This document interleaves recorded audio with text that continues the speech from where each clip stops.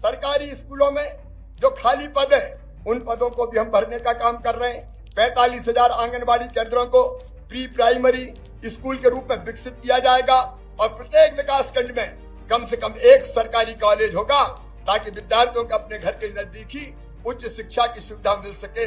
हर जिले में एक कॉलेज को उत्कृष्ट कॉलेज के रूप में उन्नत किया जाएगा और महिला स्व सहायता समूह चमत्कार कर रहे हैं। मेरा संकल्प है, सपना भी है कि मेरी हर बहन की आमदनी घर का कामकाज करते हुए कम से कम 10,000 रुपया हो जाए और इसलिए हम आजीविका मिशन के स्व सहायता समूहों के माध्यम से हर बहन की आजीविका 10,000 रुपए तक बढ़ाने का काम करेंगे। मध्य प्रदेश में 200 करोड़ के लागत से 1,000 से ज्यादा एफपीओ गठित करने का भी काम होगा। मेक इन मध्य प्रदेश को प्रोत्साहित करते हुए निर्यात को 1 लाख करोड़ से ज्यादा करने का हम प्रयास करेंगे। उज्जैन में 284 करोड़ रुपए की लागत से देश का पहला यूनिटी मॉल बनेगा जिसमें प्रधानमंत्री की परिकल्पना हस्तकला, हस्तशिल्प और ओडीओपी के उत्पादों का प्रदर्शन और विक्रय किया जाएगा।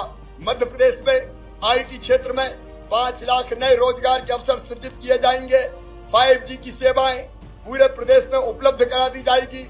अमृतकाल में मध्य प्रदेश कृषि, युवा, महिला, कौशल और ग्रीन टेक्नोलॉजी के पंचामृत की शक्ति से आगे बढ़ेगा। मेरे बहनों और भाइयों, जनता मेरे लिए भगवान है। मैं सरकार नहीं, परिवार चलाता हूँ। जनता हमारे लिए भगवान, हम उसके पुजारी और कर्मचारी मेरे लिए कर्मयोगी है। और इसलिए अलग अलग हमारे कर्मचारी साथियों की मांगों को, समस्याओं के समाधान का हमने प्रयास किया है। चाहे वो रोजगार सहायक हो, चाहे वो पंचायत सचिव हो, आंगनबाड़ी कार्यकर्ताओं हो, सहायिकाएं हो, आशा बहन हो, ऊषा बहन हो, हमारे रसोईया हो, हमारे पुलिस के हमारे साथी। अभी कुछ वर्ग और बचे हैं जो अलग अलग मुझसे मांग करते हैं। मैं उनको भी आश्वस्त करता हूं कि चिंता मत करो, न्याय देना मेरा काम है। अगर मुख्यमंत्री हूं और सबका सेवक हूं तो अपने कर्मचारी साथियों का ध्यान रखना वो भी मेरा फर्ज है। मेरे बहनों और भाइयों, धीरे धीरे बुलाकर जो जायज समस्याएं हैं उनका समाधान करने का काम लगातार किया जाएगा। हमारे पुलिस के हमारे साथी कभी हमसे मांग नहीं कर पाते थे। एक दिन मेरे मन में ये विचार आया कि जो कभी बोलते ही नहीं है उनसे क्यों ना संवाद किया जाए।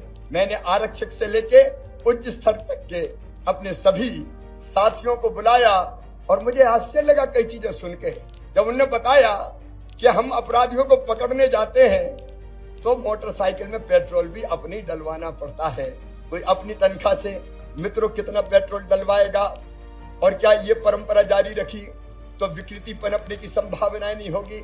और इसलिए जब मैंने उनकी बात सुनी तो मुझे लगा कि कई चीजें तत्काल करने के लायक है और इसलिए हमने तय किया कि आरक्षक से उप निरीक्षक स्तर के कर्मचारियों को पुलिस के हमारे प्रतिमाह शासकीय कार्य के लिए की गई यात्रा के लिए 15 लीटर पेट्रोल की कीमत की प्रतिपूर्ति की जाएगी। हमने आरक्षक से लेकर निरीक्षक स्तर तक के जो हमारे कर्मचारी थे उनका स्वीकृत पौष्टिक आहार भत्ता 650 से बढ़ा के 1,000 किया है।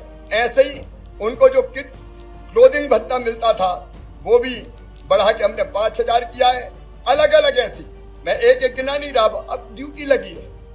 भोजन दिन भर में चाय नाश्ता मिला के कितना मिलेगा? 70 रुपए का। ये जायज नहीं था, न्यायोचित नहीं था। तो उनके वो सेवा करते हैं, हमारे प्रदेश की कानून और व्यवस्था बनाकर रखते हैं, उनका ध्यान रखना हमारा कर्तव्य है। वो हमारे परिवार के वो सदस्य हैं जो अपने घर भी त्योहार नहीं मनाते, इसलिए उनको भी हमने सुविधाएं देने का काम किया है। और आज मेरे मन में एक विचार और एक भाव और आया है कि हमारे आयुष्मान भारत योजना के अंतर्गत अभी तक मध्य प्रदेश में लगभग 1 करोड़ 8 लाख परिवारों को पात्रता प्रदान की गई है।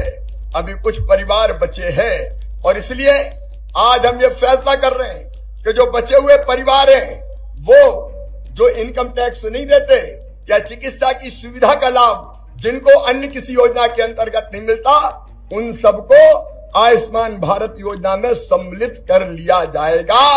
इलाज के लिए बड़ी बीमारी में कोई गरीब, कोई मध्यम वर्गीय मोहताज नहीं रहेगा।